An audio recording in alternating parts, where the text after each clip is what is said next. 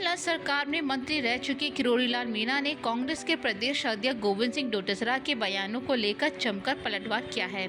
उन्होंने डोटासरा के कसे गए तंज पर हमला बोलते हुए कहा कि मेरे बोलने पर तो अधिकारी उठकर भागते थे।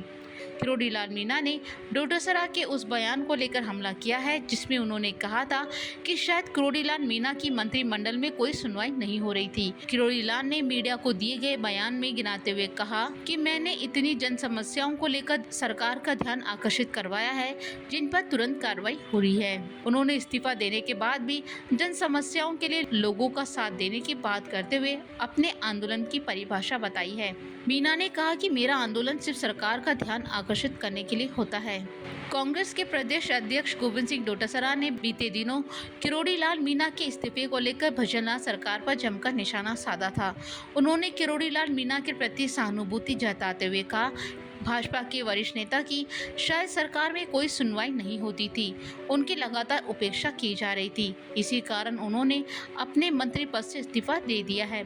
इस दौरान डोटासरा के बयान पर मीडिया ने जब किरोड़ीलाल मीणा से सवाल पूछा तो उन्होंने मुस्कुराते हुए कहा कि मेरी आवाज पर तो अधिकारी दौड़ पड़ते थे।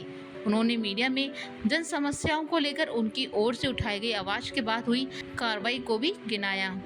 वहीं डोटासरा को जवाब देते हुए किरोड़ीलाल मीणा ने कहा कि मेरा उद्देश्य सरकार को ध्यान आकर्षित करवाना है, लोगों की जो समस्याएं हैं उसे सरकार तक पहुंचाना है। उन्होंने मीडिया में गिनाते हुए कहा कि आरएस परीक्षा से लेकर अभ्यर्थियों की मांग थी कि परीक्षा के पेपर की डेट आगे खिसके। इसे लेकर मैं उनके पास गया और उनकी बात सरकार तक पहुंचाई। इसके बाद परीक्षा आगे कर दी गई। इसी तरह ईआरसीवी योजना में हुए जमीन घोटाले को लेकर सीबीआई की जांच की मांग की तो मुख्यमंत्री जी ने सीबीआई जांच के आदेश दे दिए।